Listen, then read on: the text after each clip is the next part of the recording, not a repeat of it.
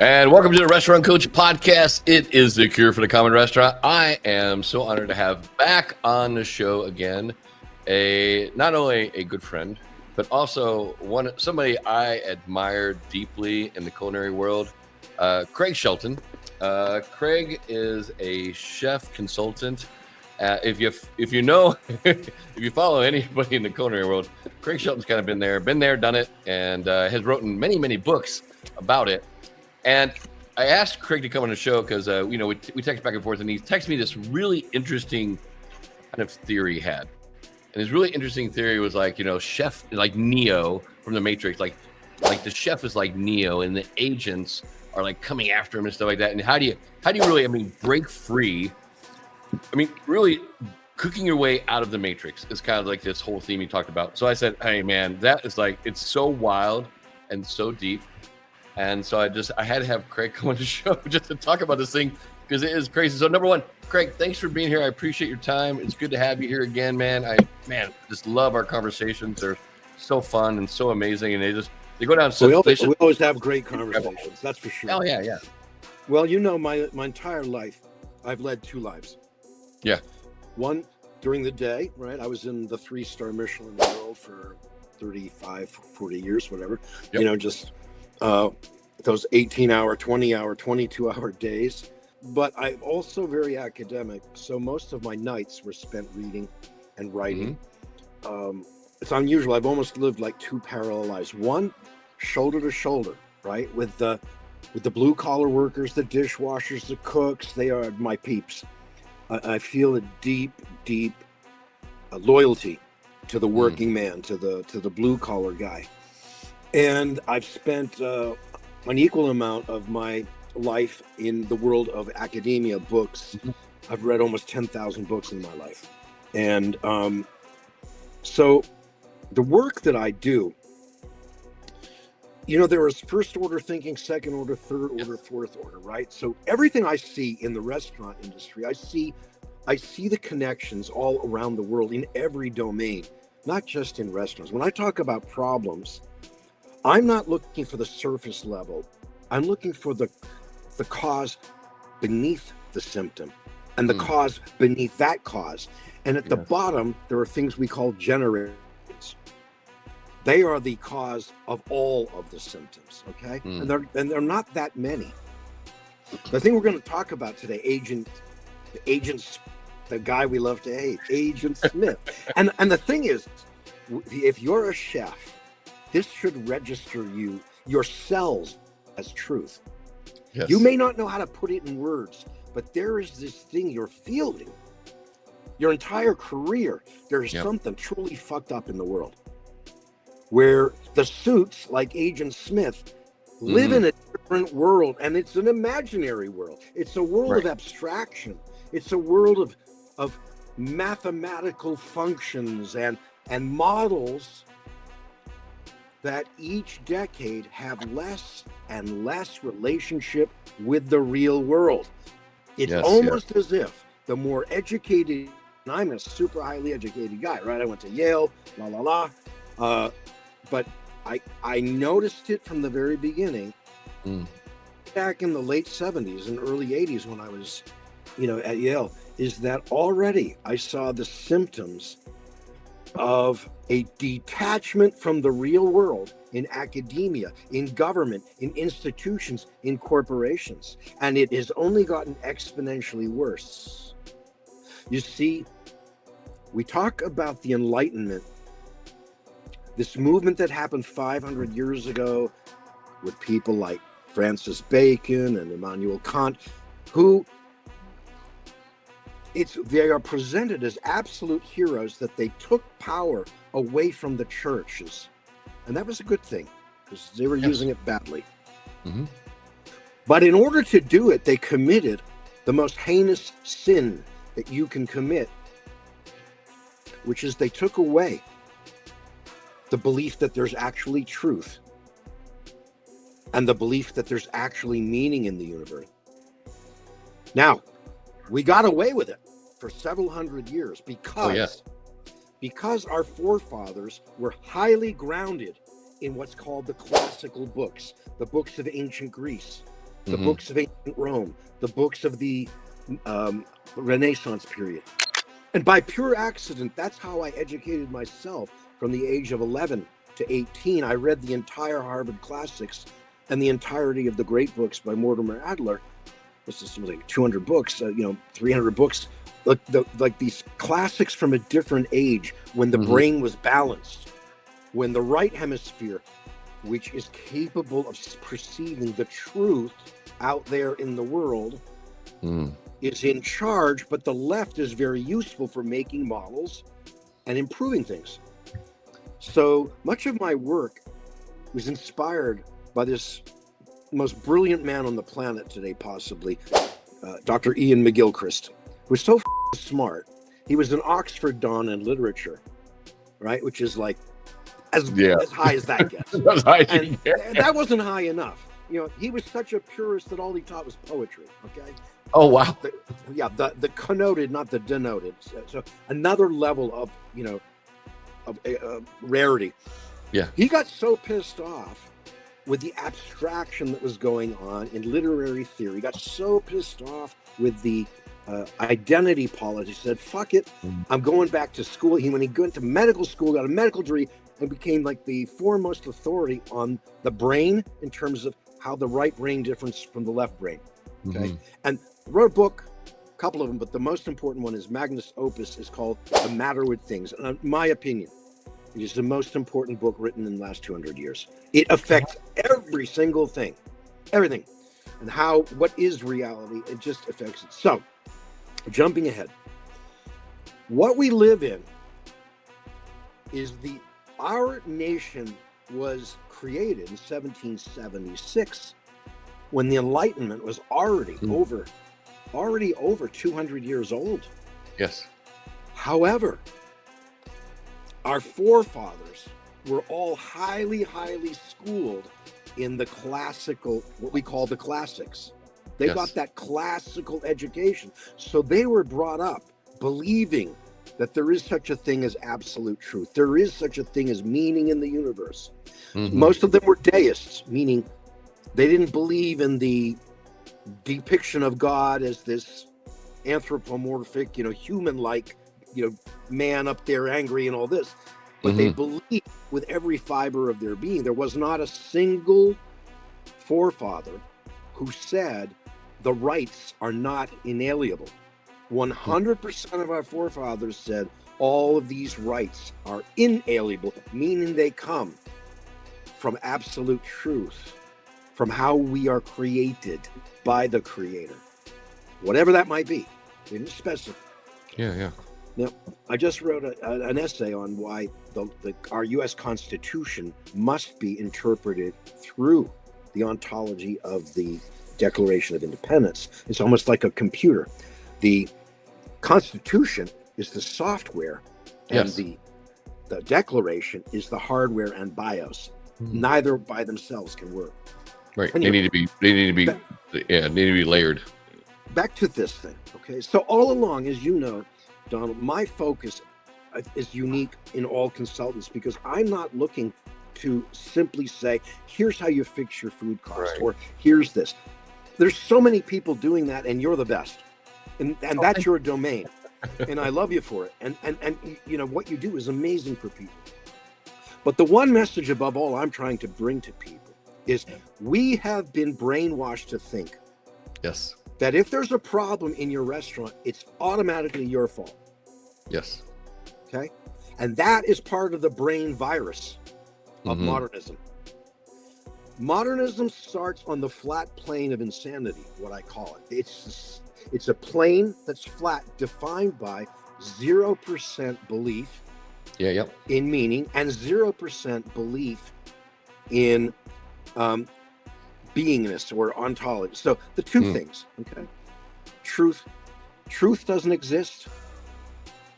We have to make up our own truth, and meaning doesn't exist. We have to make up our meaning. And the most fascinating thing is that every single one of the political movements, whether it's Marxism, whether it's libertarianism, they all suffer from this same foundation of 0-0. Yes. Okay. And it hurts the soul with over time in America, we were highly religious with a lot of, so that's substituted for a general agreement. And then suddenly, really 60s, we started giving up to a large degree. A large part of the population started giving up attachments to forms of faith, whatever they might be. And the sickness kept on growing. So what I'm talking about here is when you evacuate the sense of there's absolute truth and there's some sense of absolute meaning, this creates a vacuum in the mind, whether this a person or an institution or a culture entire or a civilization entire. And what ends up happening is something has to fill it. And in neoliberalism, this very sick, pathological form of capitalism that we have now, it is so sick that it's not even capitalism anymore. Yes. Because markets no longer determine price. The quantity of money created by private sector banks, independent of the Federal Reserve, is determining most prices and most wages. So what ends up happening is something is substituted, which is capital, growth. Just like cell. What is cancer? Cancer is a cell that has lost its ability to read the bioelectric field and know what it's supposed to be. In other words, it's a cell that has lost its sense of self. It's lost its identity. And in that moment of losing its identity, it reverts to a strategy of survival, which is exponential reproduction. Yes. And this is exactly what's happened in our economy. Exponential growth is the cancer because we don't have personal identity. We don't have corporate identity grounded in truth. And this is Agent Smith. Agent Smith is saying the only good is doubling capital every 7 years or sooner. That is the only good because there is no truth. And everywhere you turn in the world, Agent Smith, private equity, is trying to root out craft and get rid of it. Yes. Because craft resists scale up. Yep. Everything must be systematized. Everything must be robotized. Everything must be commodified. Yep. And you guys are, you chefs out there and the restaurateurs who still actually cook. But you know what I say all along, Ron? There's cooking and there's handling food. Yep. Totally Two different. Completely different things. Totally different. Cooking is when you have attunement. What is attunement? Attunement is you don't living only in your head. You are actually a story. I was working for Chef of the Century. I wanted to make a good impression. I was young. Concassé the tomatoes, he says, which Donald, is just hack them up. Yeah. No, I couldn't do that. I wanted to make good impressions. I used my wristwatch. I timed everything. I got the exact size little X on the take out the boil in the water exactly the same 6 seconds, into the ice the same 30 seconds, peel them, dice them 2 millimeters precise, like a goddamn Swiss clock, Okay. And I was so proud of myself. And then the chef comes by a few while. He looks over and he bends way down like he was looking at precious jewels. His glasses, like this, that. And then he says to me, Craig, you're not talking to your tomatoes, are you? And he walks away. The fuck, talking to my tomatoes? What is this? But it took me some time to understand that what he was saying is when you're cooking, every one of those tomatoes is a separate life. Yes. With unique personalities. Every one of those tomatoes is somehow slightly different from the other or considerably different. Ripeness, texture, this, that, the other. And if you cook them like commodities, you're just handling food. You're not cooking. Cooking is when you are totally immersed in a dialogue with the food. It's telling you how to cook it. You're listening. A great chef. I used to teach all my cooks how to sear a steak with your eyes closed, right? You listen. What's going on? I said, what is that hiss? And finally they'd say, well, it's the water evaporating under it, right? Turning into air bubbles. And the air bubbles are popping out the side. That's right. Wait until you tell me when you can hear the tone drop. And then they did. Turn it now. blindfolded. They turn it over. Open your eyes. Perfection. Perfect. Right? Yep. That's attunement. Okay. That is total attunement. Everything in our society is trying to erase attunement to serve this God of compound interest, or this mathematical, this abstract mathematical formula, right? This is what we work. This is the God. Remember the movie Apocalypto? Oh, yeah. Right? There's the scene where they're all painted blue. They're going to be sacrificed. Human sacrifice. They're brought up that ziggurat, that pyramid, right? Mm-hmm. And they're going to do this. They're going to do that. It's horrific, right? That's exactly the metaphor I see for finance capitalism. Yeah. And the thing of it is that people aren't malicious.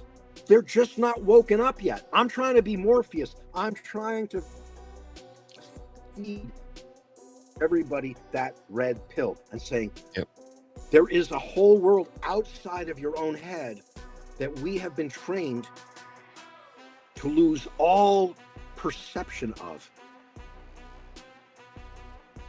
The status quo,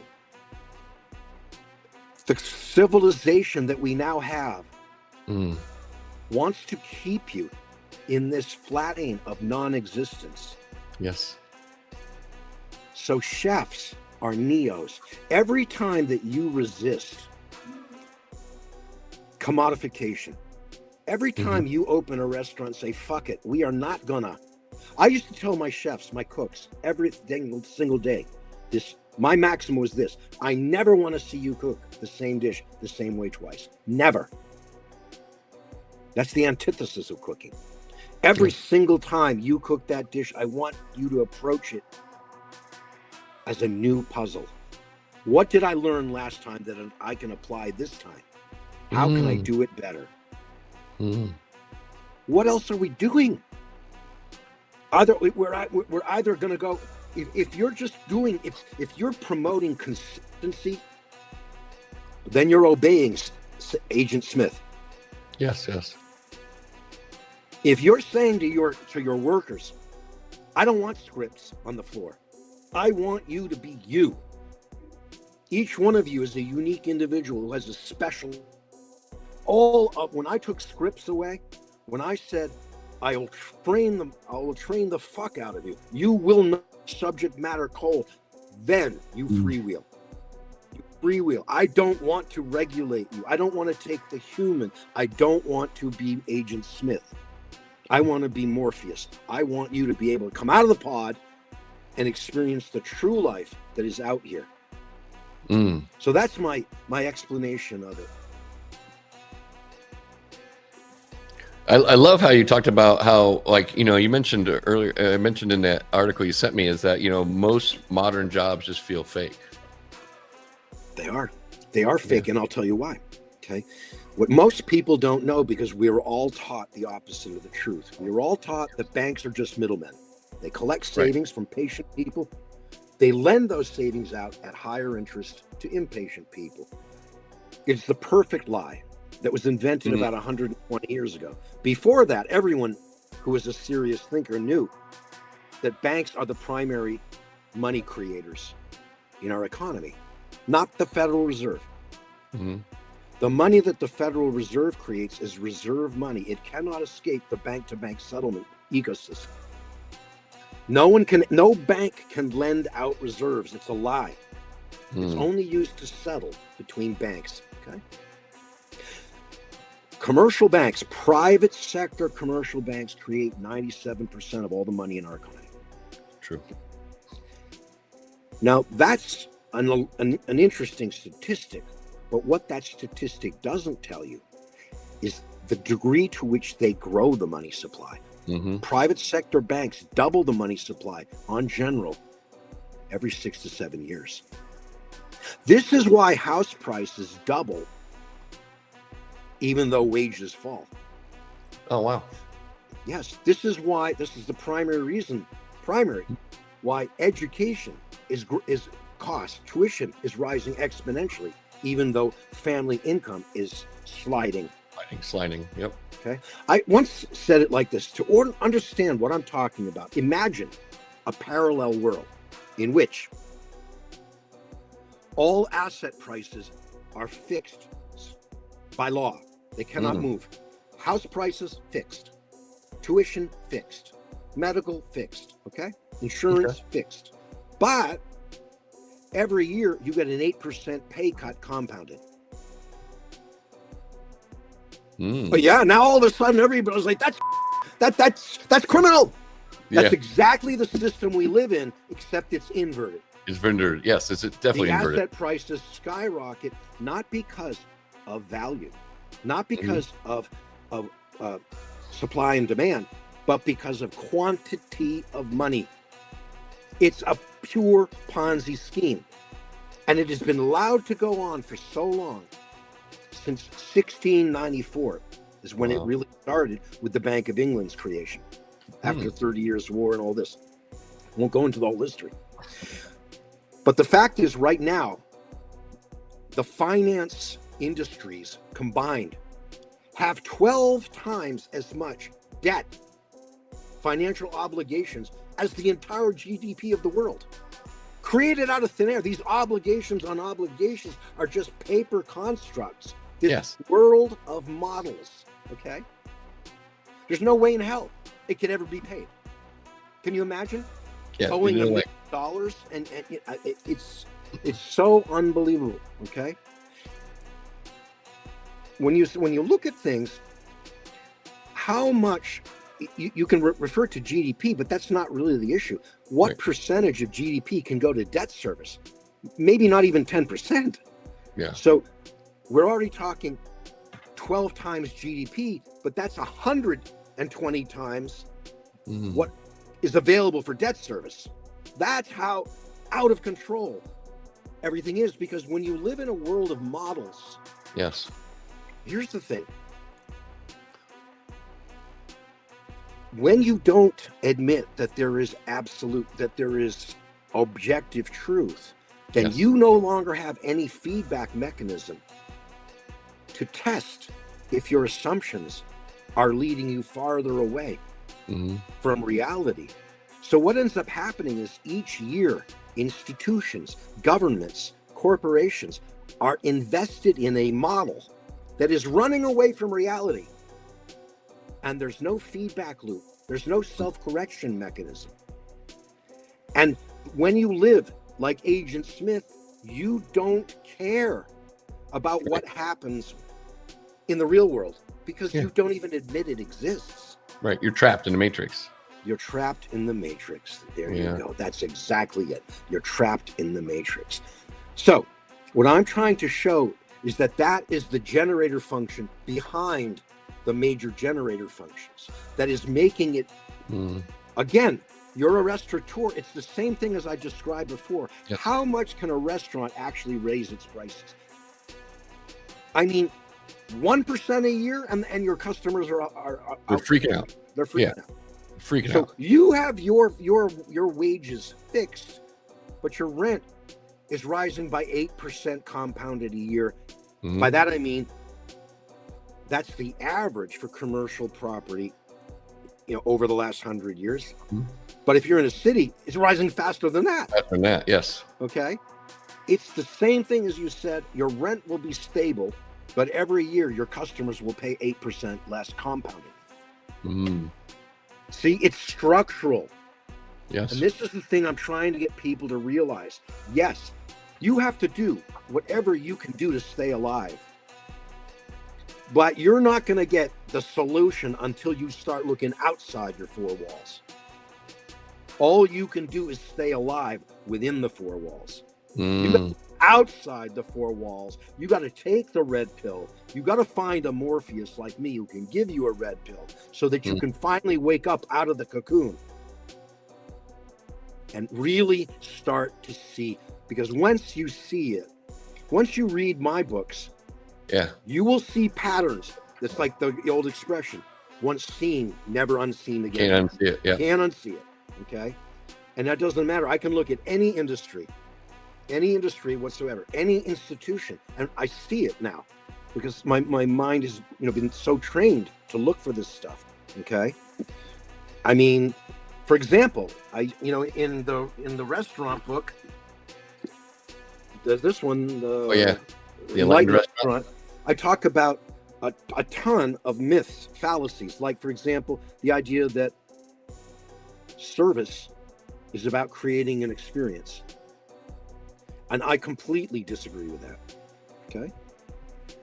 And that's because we got to look at why people really go to restaurants. And restaurants were designed in imitation of stately homes.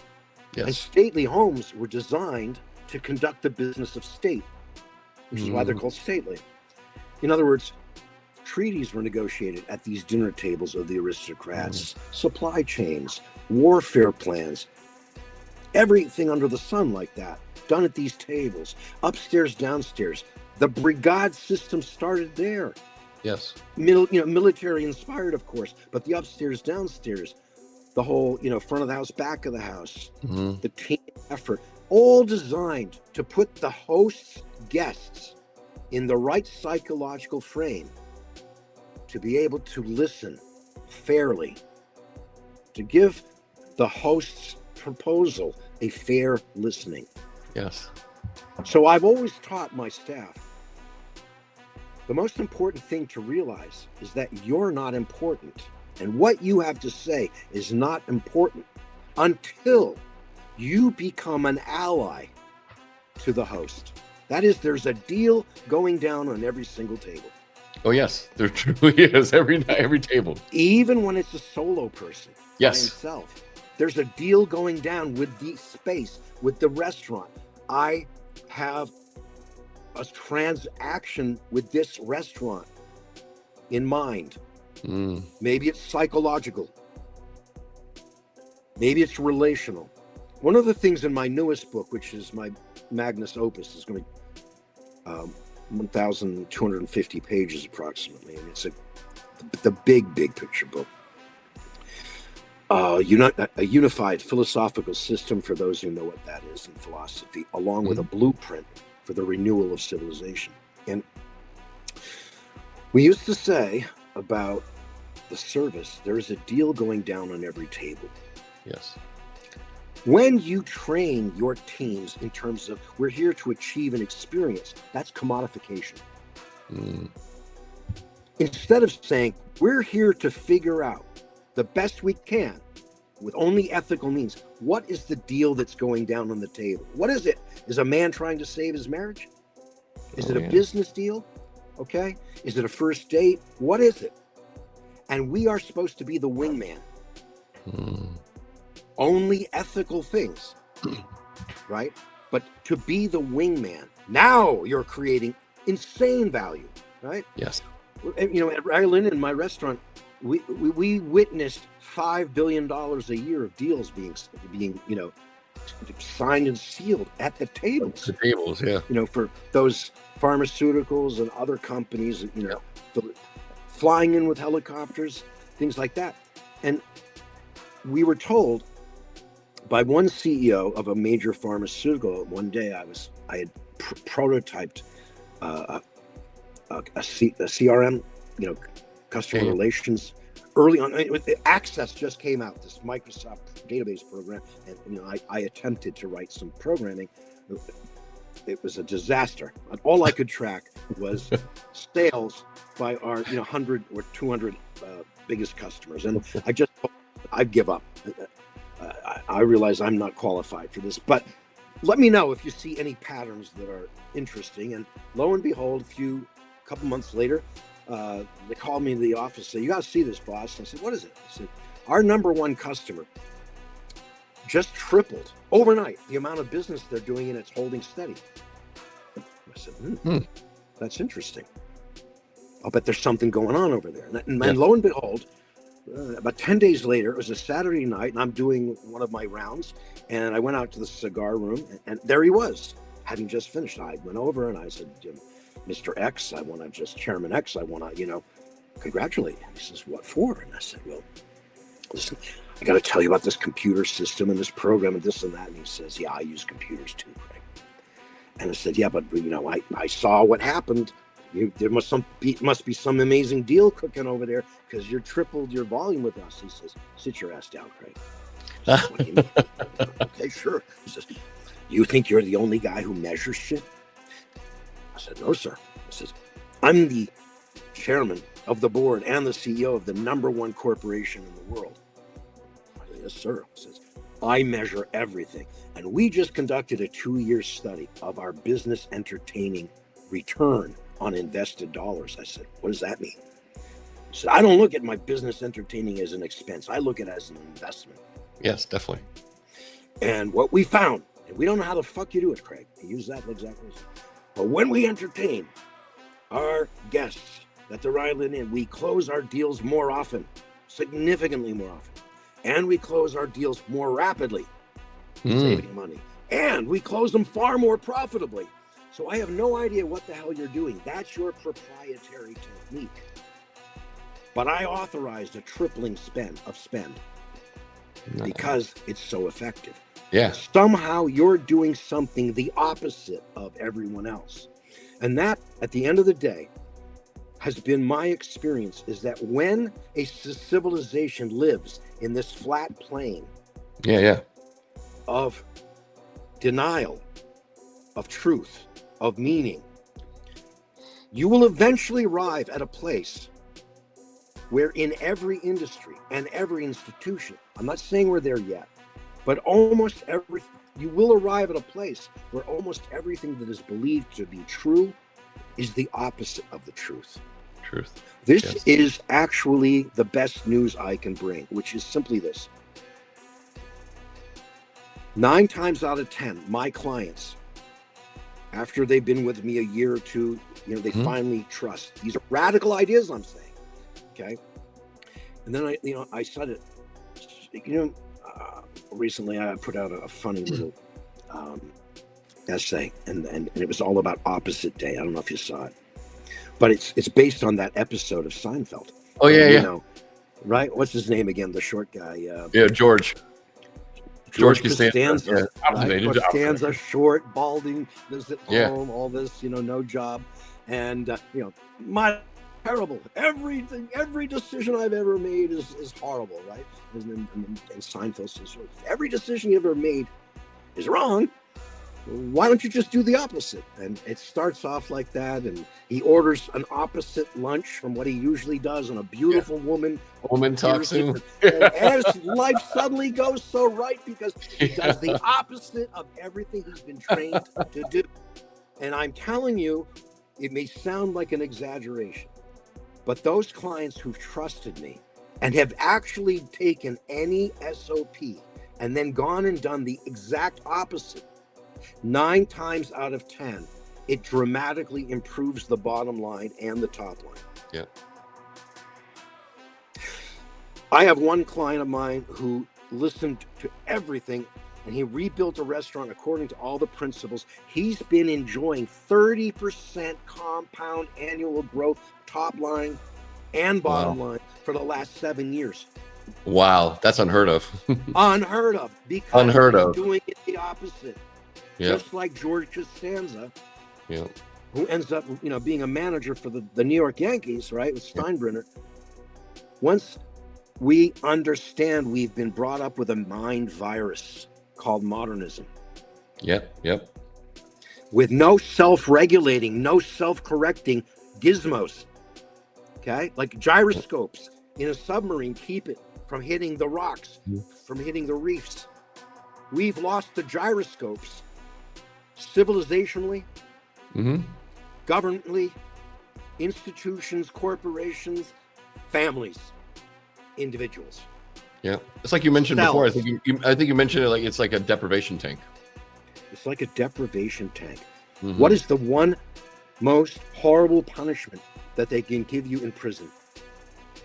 Solitary. And that's not even sensory deprivation. No, that's just isolation.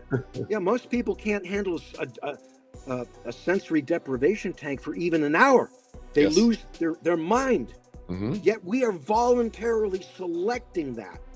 Every day. The decision to throw out truth and meaning was not a scientific. This is the thing I'm trying to say. Modernism pretended to be scientific and rational, but they did the single most irrational, unscientific thing you can possibly do, which is to remove the ontology, the sense of what is real, and the sense of what is true. Remember this, the statement, it's only a social construct, yes, is itself a social construct. yes. As long as you maintain that all truth is relative and meaning is subjective, then your statements no longer have any meaning or truth, right? It all implodes in itself. Yeah. And the soul of every human being living in that system has a massive vacuum. Some people trying to fill it with money and compound interest, this idea of I will serve a formula, a mathematical formula. Other people, it's manufactured personalities. Yep. Others, it's attention in the digisphere. What we are experiencing worldwide is a diffusion of personality, a loosening, a glimmering, shimmering. The thing around us, the matrix is starting to shimmer. Our own,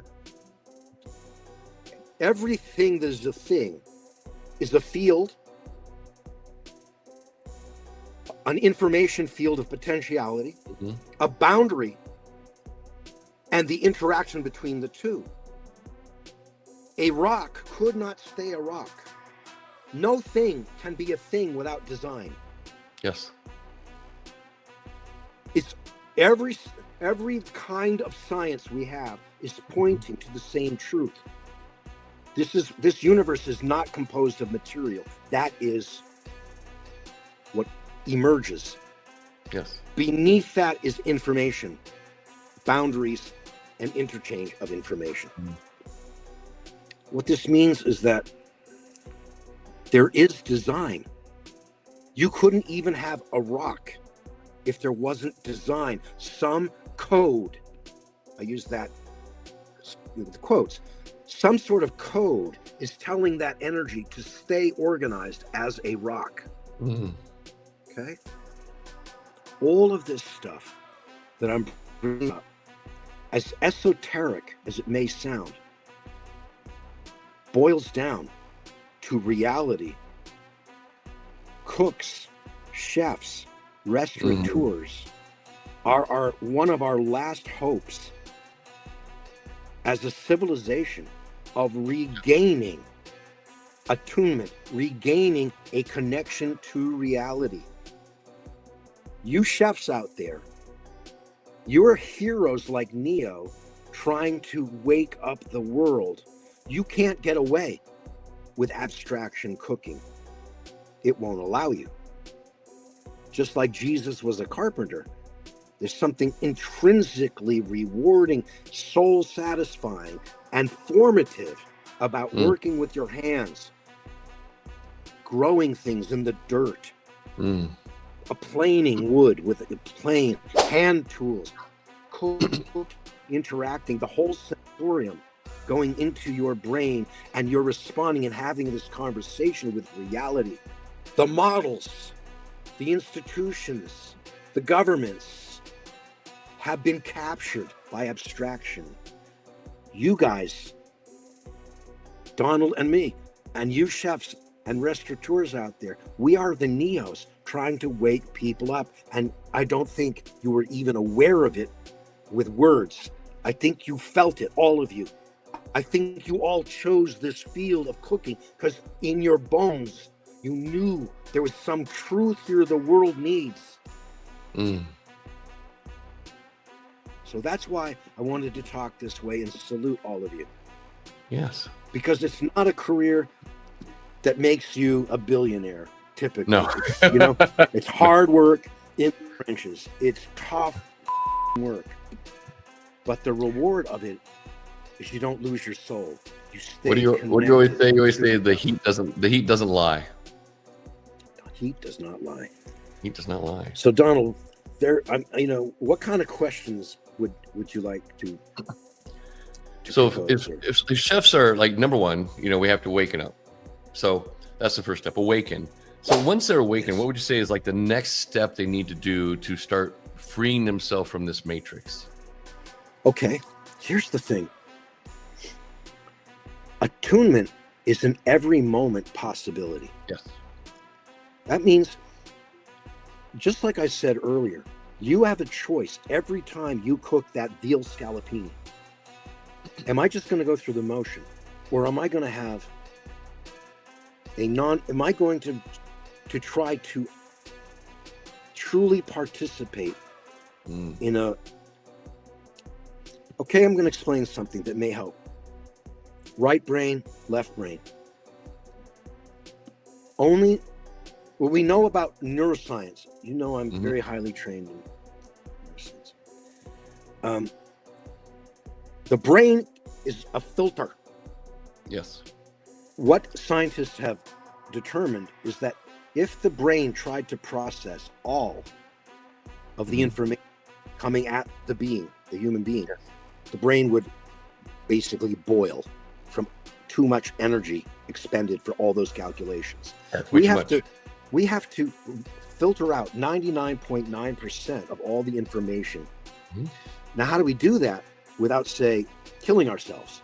Right. We're constantly in prediction mode. I can ignore everything except this, says the brain. It's working on a model, a sort of holographic model. Did you ever see a couple of psychiatrists did this video, and they say to you, you watch the video, and there's two teams. Oh, the gorilla? With the gorilla, right? The invisible gorilla, yeah. The invisible gorilla. Your brain doesn't see a man walking right through the middle of the scene, waving his hand, stopping in the middle. Yes. Yeah. And this is because your brain is given a mission, which is leave out all the information that doesn't correspond with the predictive model. Yes. That we didn't predict the gorilla, didn't see it. Yeah. Okay. So what's important about this is that's left brain activity primarily. The right brain. So how is it if we're only working on what's predicted? Okay. Think about this. If our brain were only able to operate in terms of what is expected by filtering out everything unexpected, how long would it last as a species? The first time something unexpected happened, like a lion, right? Yeah. This is why all animals have a bilateral brain, so that they can have two kinds of consciousness. One is the spotlight, that is the left brain, which controls your right hand, which is why most people grab with their right hand. That's for hunting. That's how I get my lunch, says McGilchrist. Right. But the right brain is for how I make sure I don't become somebody else's lunch. So that's the point, is one is a spotlight, that's the left brain. The other is a floodlight. To put it more simply, or more powerfully rather, the right brain is what's on the alert for the unexpected. The right brain is what actually understands what reality is. The left brain is almost entirely involved in representation, not reality. Now, as a society, we've chosen as a civilization for 500 years to progressively shut down our right brains. Yeah. And live only in the left brain. Nothing that is important to the human being is understandable by the left. Not love, not art, not aesthetics, not relationship. The left doesn't understand relationship. Only the right. Yep. But we know that at the most fundamental level, the subatomic level, there is only relationship before there is any matter. Yes. Okay. So this is why every day we can make a big difference in recovering sanity. The other name I have for that flat plane, where your philosophical, what we call your metaphysics or your base assumptions, the root The first assumptions of your whole thinking system. If there's 0, 0, it means 0 objective meaning and 0 objective truth. Mm-hmm. The reality of that is you can only become more and more progressively insane. So I call it the plane of insanity. It is the plane of insanity. With no feedback loops, with no self-correction, no gyroscopes, whether it's a person, whether it's a town, whether it's an industry, whether it's a nation, if that's your substrate, sooner or later, you are progressively going more and more and more insane. And anyone who's not honest, anyone who is honest with themselves will say, I see it all around me. The level of insanity is just skyrocketing. Yes. Both sides of the aisle in different ways, but it's just a detachment from truth. Now, there are some people, some groups that have not bought into it, like the Amish. Different. But what I'm talking about is the role that chefs and cooks, restaurateurs, waiters can play, because we deal with the sensorium, that whole complex of senses, right? I studied this physiology of the senses with Gordon Shepherd at Yale, who his entire adult career was considered the #1 mind on this subject in the world. And to understand how your own senses work, right? Like, think about this. If you were to ask me, Donald, who are the 2 professional groups the most miseducated on dietary science? Doctors and chefs. Exactly. And who are the 2 groups that most misunderstand how the sense organs work? Doctors and chefs. And part of the reason for that is insanity grows as you get more educated. That's true. Because the base of 0, 0.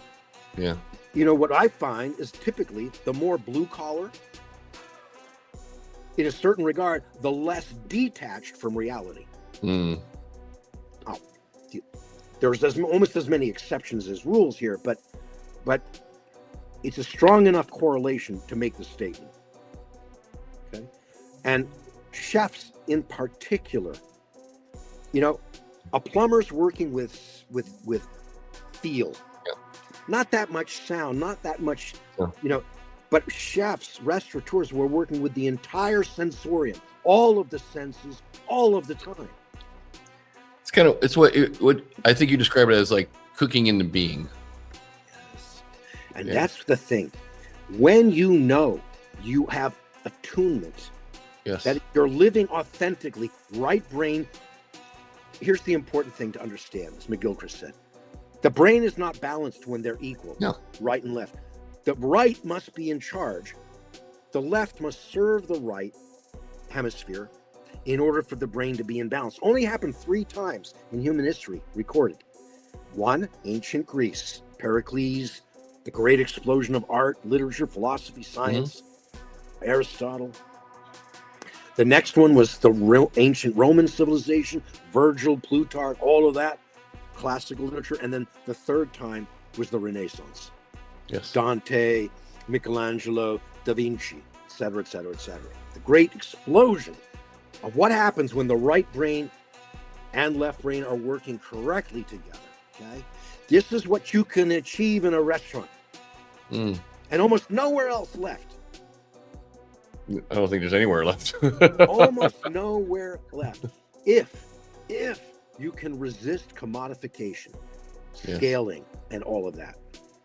If you can say, I'm satisfied with one kitchen where we are going to cook our hearts out, like a Dominique Crenn, right? Like a Grant Atchit's, like a Thomas, maybe 2, maybe 3 restaurants, but it's going to be cooked. It's never going to be mass production, standardized, ever. Yeah, it's never going to be mass production. Never going to be a chain, a flood of 100 locations. We're never going to commoditize. The day I see you not talking to your tomatoes is the day you're fired. That's right. it. We'll start talking to my tomatoes tonight.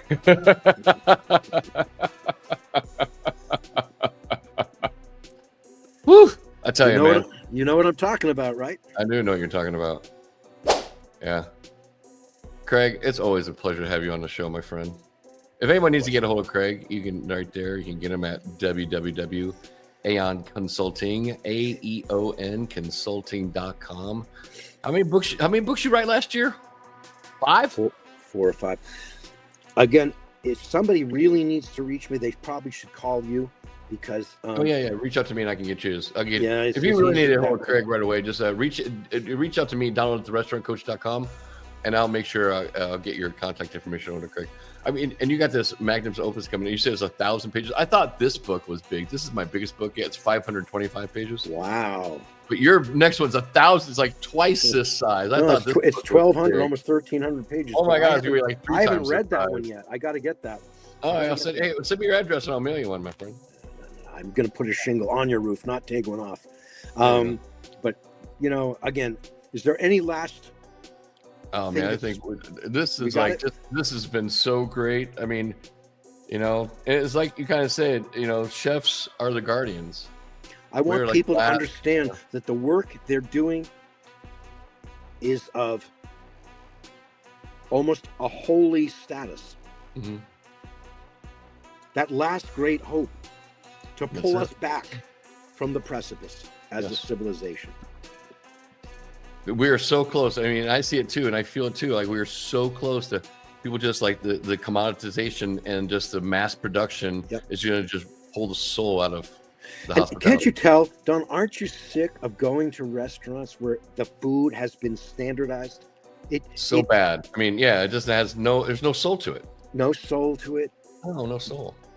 And you feel. I came up with a term, and it's called ontological starvation. Ontological starvation. We are a society that is ontologically starved. Where can you taste, touch, feel anything real? Anything that's not plastic, anything that's not been, mass produced. Exactly. Where? Nowhere. All right. Yeah. Well, my friend, I want to say thank you again. Again, if anybody needs to reach out to Craig, you can hit him on his website. Or if you want to get a hold of him fast, just email me, Donald at therestaurantcoach.com. I'll make sure that Craig gets. Yeah, I shut down the email on that because I've been in pure writing mode for the last. Oh yeah. You're like me. When I get in a writing mode, I kind of shut down my. I'm not done yet, so until it's published, I'm offline. But if somebody has a real emergency, Donald. Get a hold of me, and I'll get a hold of Craig. That's the best way because we stay in contact all the time. So all the time, we're best friends. Yeah, Donald, thank you for having me on. It's always an honor. A pleasure. Always a pleasure, my friend. I tell you, man, I listen to these episodes like 2 or 3 times because I always get like 2 or 3 more gold nuggets every time I listen to it. So again, thank you for taking the time. And again, I appreciate it, my friend, so much. My highest regards to all of your viewers.